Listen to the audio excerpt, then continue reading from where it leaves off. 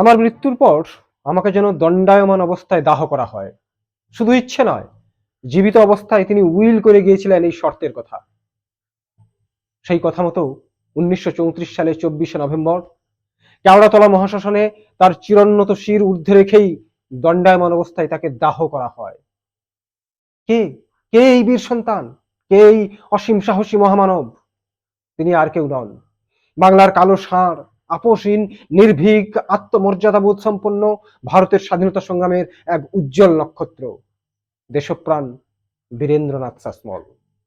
বলো বীর, বলো উন্নত মম শির। ভারতবর্ষের স্বাধীনতার ইতিহাসে তখন এক অস্থির পরিস্থিতি। সালটা 1881।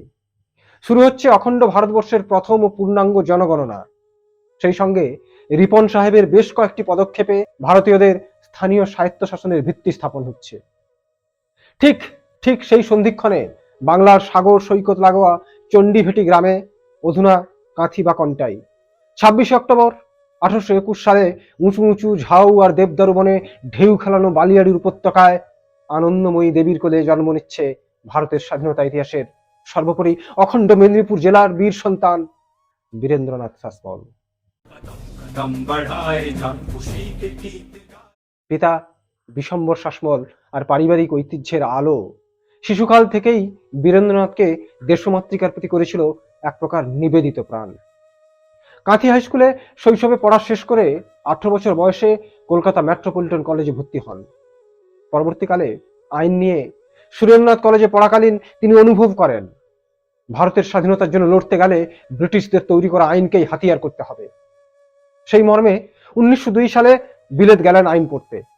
সেখানে লন্ডনে মিডল টেম্পল কলেজে 3 বছর ব্যারিস্টারি পরীক্ষায় সফলভাবে সফলতা লাভ করে 1904 সালে তিনি স্বদেশে ফিরলেন। দেশে ফিরে কলকাতা হাইকোর্টে প্র্যাকটিস, কিন্তু কেবলই অর্থ উপার্জন তো নয়, স্বদেশ সেবা যে তার জীবনের মূল আদর্শ। তাই তিনি ভাবলেন জন্মভূমির মাটি মেদিনীপুর থেকেই তিনি শুরু করবেন অহিংস বিপ্লবের দাবানল। সময়টা 1905। শুরু হচ্ছে লর্ড কার্জনের বাংলা ভাগের কূটনৈতিক সিদ্ধান্তের বিরুদ্ধে বঙ্গভঙ্গ আন্দোলন। কংগ্রেসের এই আন্দোলনকে স্বদেশী আন্দোলনের রূপ দিলেন। বাংলার আকাশে বাতাসে ধ্বনিত হচ্ছে রবীন্দ্রনাথের গান, বাংলার মাটি বাংলার জল, বাংলার বায়ু বাংলার ফল। এই সময় বীরেন্দ্রনাথ নববিবাহিত বধূ হেমন্ত কুমারী দেবীকে বাড়িতে রেখে মেদিনীপুরের গ্রামে গঞ্জে শহরে স্বদেশী প্রচার ও বিদেশি দ্রব্য বয়কটের প্রচারে তোলপাড় করে তুললেন। প্রসঙ্গত, বীরেন্দ্রনাথ সর্বদাই ন্যায় নীতি অহিংসার পথে হাঁটলেও সশস্ত্র বিপ্লবীদের প্রতি তিনি পরোক্ষভাবে সাহায্যের হাত বাড়িয়ে দিয়েছেন বহুবার মানবতার খাতিরে। বিনা পয়সায় তিনি দিয়েছেন তাদের আইনি সহায়তা। যাই হোক, সারা দেশব্যাপী বঙ্গভঙ্গ আন্দোলনের ফলস্বরূপ ইংরেজরা বাধ্য হয় 1911 সালে এই সিদ্ধান্ত প্রত্যাহার করতে। কিন্তু ঠিক সেই একই সময়ে মেদিনীপুর জেলাকে ভাগ করার জন্য ইংরেজরা এক কুচক্রান্তের প্রস্তাব গ্রহণ করলেন। জেলা ভাগের সিদ্ধান্ত জেলাবাসী নতমস্তকে মেনে নিলেন না। প্রতিবাদের ঝড় উঠল সারা মেদিনীপুরের অলি গলিতে। এই আঞ্চলিক আন্দোলনের ব্যাটান বীরেন্দ্রনাথ শক্ত হাতে ধরলেন। বীরেন্দ্রনাথ এবং আরো কয়েকজন প্রতিনিধি লাট সাহেবের কাছে ডেপুটেশন দিলেন। 1920 সালে মেদিনীপুর শহরে প্রাদেশিক কংগ্রেসের অধিবেশনে ইংরেজ সরকারের এই জেলা ভাগ উদ্যোগের বিরুদ্ধে নিন্দা প্রস্তাব গৃহীত হয়। এই বিরোধিতার প্রধান মুখ ছিলেন বীরেন্দ্রনাথ নিজেই। যাই হোক, 1921 সালে ইংরেজ সরকার এই জেলা ভাগের পরিকল্পনা পরিত্যক্ত ঘোষণা করে। তিনি আইন ব্যবসা নিয়ে পুনরায় কলকাতায় চলে গেলেন। কলকাতায় থাকলেও যখনই তার জেলার আহ্বান এসেছে তিনি ছুটে এসেছেন সমস্ত কাজ ফেলে। তার কাছে জননী আর জন্মভূমি ছিল অভিন্ন। 1913 থেকে 1920 সালে মেদিনীপুর জেলা জুড়ে পর্যায়ক্রমে প্রাকৃতিক দুর্যোগ। সেই প্রাকৃতিক দুর্যোগের এক চরম সেবক হিসেবে নিজেকে মেলে ধরলেন মেদিনীপুরের আম জনতার কাছে। ধর্ম, বর্ণ, জাতি নির্বিশেষে বন্যা দুর্গত গ্রামগুলিতে নিজে পায়ে হেঁটে সাধ্যমতো সাহায্য নিয়ে গেছেন, উদ্ধার করেছেন শত শত বিপন্ন মানুষদের। নিজে দাঁড়িয়ে থেকে বাঁধ দিয়ে বন্যা ঠেকিয়েছেন, গ্রামবাসীদের মনে সাহস জুগিয়েছেন। তাই তো তার জেলাবাসী তাকে গ্রহণ করেছিলেন জননেতা হিসাবে অতি আপনজন রূপে। বীরেন্দ্রনাথ কতটা দেশমাতৃকার প্রতি ডেডিকেটেড ছিলেন তার প্রকৃষ্ট উদাহরণ গান্ধীজির ডাকে 1920 সালে অসহযোগ আন্দোলন সমর্থনের জন্য বিপুল আয়ের ব্যারিস্টারি ব্যবসা তিনি ছেড়ে দেন। শুধু তাই নয়, কলকাতার বিশাল বাড়ির অর্ধেক অংশ ছেড়ে গাড়ি ও ঘোড়া বেচে ট্রাম গাড়িতে যাতায়াত শুরু করলেন। 1921 সালে তিনি হয়ে উঠলেন বঙ্গীয় তিলক স্বরাজ ভান্ডারের কোষাধ্যক্ষ। কিন্তু এতে বাদ সাজলেন শহুরে কলকাতার কংগ্রেসের সদস্যগণ। দেশবন্ধু চিত্তরঞ্জন দাস তাকে একদিন ডেকে বললেন, 25 লক্ষ টাকার ফান্ডে তোমার একা থাকা উচিত নয়। আত্মমর্যাদা সম্পন্ন বীরেন্দ্রনাথ এই কথার ইঙ্গিত বুঝতে দেরি করেননি। তিনি ওই পদ থেকে পদত্যাগ করলেন। কিন্তু প্রতিভাকে ইতিহাস কোনোদিনই অস্বীকার করেনি। বীরেন্দ্রনাথের ত্যাগ, সংগঠন শক্তি ও জনপ্রিয়তা তাকে পুনরায় 1921 সালে প্রদেশ কংগ্রেসের সাধারণ সম্পাদক হিসাবে পুনর্বহাল করলেন। মেদিনীপুরের গান্ধীজিকে নিয়ে আসার মূল উদ্যোক্তা বীরেন্দ্রনাথ মেদিনীপুর কলেজ মাঠে গান্ধীজিকে স্বাগত জানিয়ে বললেন, যার নামে একদিন একটি নতুন অব্দ প্রচলিত হবে, সেই মহাপুরুষকে স্বাগত জানবার সুযোগ লাভ করে আমার জীবন ধন্য হলো। তার চরণ রেণু স্পর্শে মেদিনীপুরের মাটি ধন্য হলো।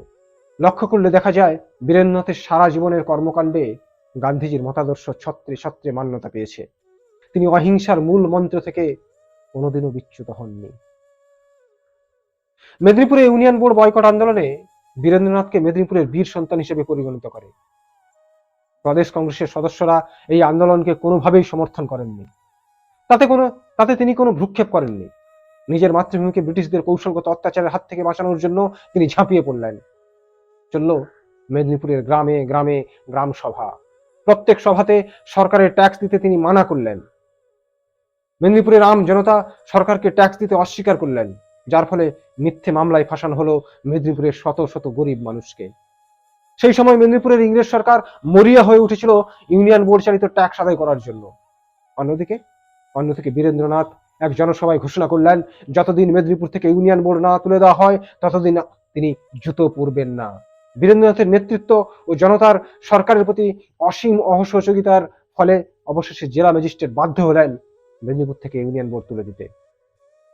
1921 সালে ইংল্যান্ডের যুবরাজ ভারত সফরে এলে সারা ভারত জুড়ে চলে সর্বাত্মক হরতাল।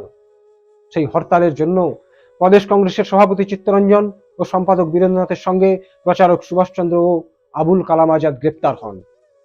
ঠিকানা হয় প্রেসিডেন্সি জেল। প্রায় 6 মাস পর 1922 সালে 9 আগস্ট জেল থেকে ছাড়া পেলে অসুস্থ শরীরে মেদিনীপুরে এলেন বীরেন্দ্রনাথ। কিছুদিন পর বিরাট শোভাযাত্রা করে কাঁথি সহ মেদিনীপুরে রামজনতা ইউনিয়ন বোর্ড বয়কটের বিজয়ী সম্রাট বীরেন্দ্রনাথের পায়ে পরিয়ে দিলেন জুতো। আর সেই দিন থেকে তিনি হলেন দেশপ্রাণ বীরেন্দ্রনাথ শাসমল। এরপর 1923 সালে কংগ্রেস ও স্বরাজ দলের সঙ্গে মতপার্থক্যের কারণে তিনি চলে এলেন নিজ ভূমি মেদিনীপুরে। মেদিনীপুরের জেলা বোর্ডের চেয়ারম্যান হিসাবে নিযুক্ত হয়ে জেলার সামগ্রিক অভাব সমস্যা খতিয়ে দেখার জন্য ঘুরে বেড়ালেন সমগ্র মেদিনীপুরের গ্রামে গ্রামে জঙ্গলে জঙ্গলে। জেলার রাস্তাঘাট, পানীয় জল, চিকিৎসা ব্যবস্থা করেই তিনি ক্ষান্ত থাকেননি। বিদ্যালয় স্থাপন থেকে জেলাবাসীকে স্বাবলম্বী ও জাতীয়তাবোধের শিক্ষায় শিক্ষিত করতে নিয়েছিলেন নানা পরিকল্পনা, নানা পদক্ষেপ। তিনি যে কতটা আত্মমর্যাদা সম্পন্ন তেজস্বী ব্যক্তি ছিলেন তার পরিচয় পাওয়া যায় যখন জেলা ম্যাজিস্ট্রেট বীরেন্দ্রনাথকে তার বাংলোয় দেখা করতে অনুরোধ করেন। তিনি তখন দেখা করেননি, বরং লিখে জানান, যদি প্রয়োজন বোধ করেন আমার অফিসে বেলা 10টা থেকে সন্ধ্যে 8টার মধ্যে আপনি দেখা করতে পারেন। তাই বীরেন্দ্রনাথ শাসমলেরা দেশের সম্পদ, জাতির আদর্শ, জাতীয়তাবোধের অগ্নিশলাকা। কিন্তু বারে বারে বীরেন্দ্রনাথ ষড়যন্ত্রের শিকার হয়েছে কলকাতার অভিজাত শ্রেণীর মানুষের কাছে।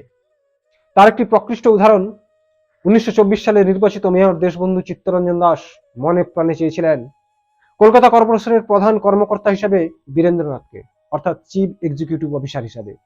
কিন্তু তৎকালীন কলকাতার অভিজাত স্বরাজ দলের সদস্যরা এই বিষয়ে কলকাঠি করতে শুরু করেন।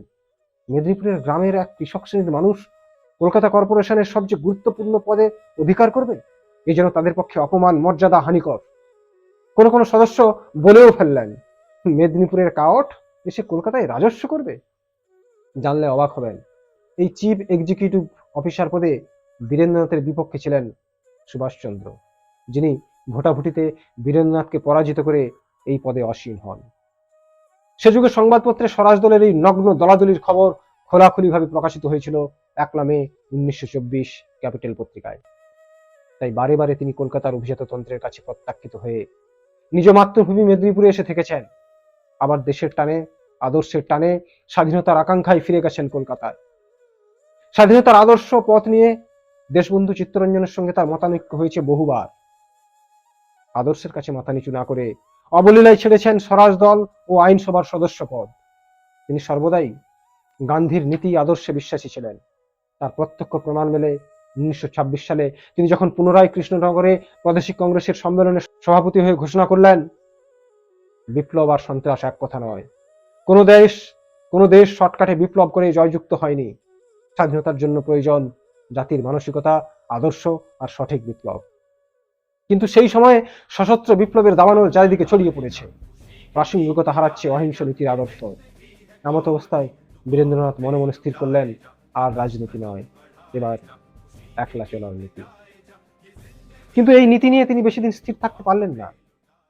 1930 সালে গান্ধীজির ডাকে যখন সারা ভারতে লবণ সত্যাগ্রহ আন্দোলনে উত্তাল, তার ঢেউ এসে পড়ল মেদিনীপুরের কাঁথির পিছাবনি ও তমলুকের নরঘাটে। লবণ সত্যাগ্রহীদের উপর সরকার চালালো নির্মম অত্যাচার, গুলি ও নির্যাতন। মেদিনীপুরের গ্রামে গ্রামে লুট, নারী নির্যাতন, গৃহদাহ যেন মহীরূহ আকার ধারণ করলো। এমত অবস্থায় বীরেন্দ্রনাথ মেদিনীপুরের গ্রামে গ্রামে ঘুরে আন্দোলনের ক্ষয়ক্ষতির তদন্ত শুরু করলেন। সেই তদন্তের রিপোর্ট প্রকাশিত হলে ব্রিটিশ সরকার বীরেন্দ্রনাথকে 2 মাসের জন্য মেদিনীপুরে প্রবেশের নিষেধাজ্ঞা জারি করলেন। অবশেষে হাইকোর্টের নির্দেশে তার এই নিষেধাজ্ঞা তুলে নেওয়া হয়। জীবনের শেষের দিকে অর্থাৎ 1933 সালে কলকাতা কর্পোরেশনের কাউন্সিলরের নির্বাচনে তিনি জয়লাভ করেছিলেন এবং 1934 সালে কংগ্রেসের জাতীয়তাবাদী দলের হয়ে লড়লেন বর্ধমান বিভাগ থেকে। এই নির্বাচনে কংগ্রেসের দল তার বিরুদ্ধে মেদিনীপুরের উকিল মনমথ দাসকে প্রার্থী করলে বীরেন্দ্রনাথ ভীষণ মর্মাহত হয়েছিলেন। 19 নভেম্বর নির্বাচনের ফল প্রকাশের দিন তিনি যখন মেদিনীপুর থেকে কলকাতায় ফিরছেন, তখন তিনি ট্রেনের মধ্যে অসুস্থ হয়ে পড়েন। খড়গপুর হয়ে ট্রেন যখন হাওড়া পৌঁছে, তখন তিনি জ্ঞানহীন। আর অন্যদিকে স্টেশনে নির্বাচনে বিজয়ী বীর বীরেন্দ্রনাথকে অভ্যর্থনার জন্য শত শত তার অনুগামী মানুষ ফুলের মালা নিয়ে অধীর অপেক্ষায়। কেউ এনেছে চন্দন, কেউ বা আবির। সেই ভিড় সামলে কলকাতায় আনা হলো তার জ্ঞানহীন শরীর। চিকিৎসকদের প্রচেষ্টায় মাঝরাতে চেতনা ফিরে এলো বীরেন্দ্রনাথের। কথা বললেন বন্ধুদের সঙ্গে, বললেন, আমার প্রাণ থাকতে আমার বাংলায় সাম্প্রদায়িকতা মেনে নেব না। হিন্দু মুসলমানের মিলিত গণবিপ্লবী হবে স্বাধীনতার একমাত্র পথ। কিন্তু সেই স্বপ্ন তার সফল হলো না। 24 নভেম্বর 1934 রাত 3:16 তিনি পরলোক গমন করলেন। এই বীর সন্তানের পতনে বাংলায় নামলো গভীর শোকের ছায়া। মৃত্যুর আগে বীরেন্দ্রনাথ তার উইলে লিখে রেখেছিলেন, জীবিত অবস্থায় আমি যে শির কাহার নিকট অবনত করি নাই, মৃত্যুর পরেও যেন আমার সেই শির অবনমিত না করা হয়। তার ইচ্ছা অনুসারে কেওড়াতলা মহাশ্মশানে তার চিরোন্নত শির ঊর্ধ্বে রেখেই দণ্ডায়মান অবস্থায় তাকে দাহ করা হয়। বীরেন্দ্রনাথ শাসমল বহুকাল আমাদের মধ্যে নেই, কিন্তু তিনি রেখে গেছেন আদর্শ, দেশপ্রেম আর আত্মমর্যাদার এক উজ্জ্বল দৃষ্টান্ত। কিন্তু হতাশ লাগে, এই যে তার বীরত্বের ইতিহাস আজ কেউ জানবার চেষ্টা করে না। হারিয়ে যাচ্ছে তার নীতি আদর্শ। শুধু এটুকুই বলে শেষ করি, কোন জাতির অতীত ইতিহাস ব্যতীত সেই জাতির উন্নতি কোনোভাবেই সম্ভব নয়। মেদিনীপুরের সন্তান হিসাবে যেমন গর্ববোধ করি, তেমনি ভারতবাসী হিসাবে জানাই তাকে নত মস্তকে প্রণাম। জয় মেদিনীপুর, জয় হিন্দ, বন্দে মাতরম।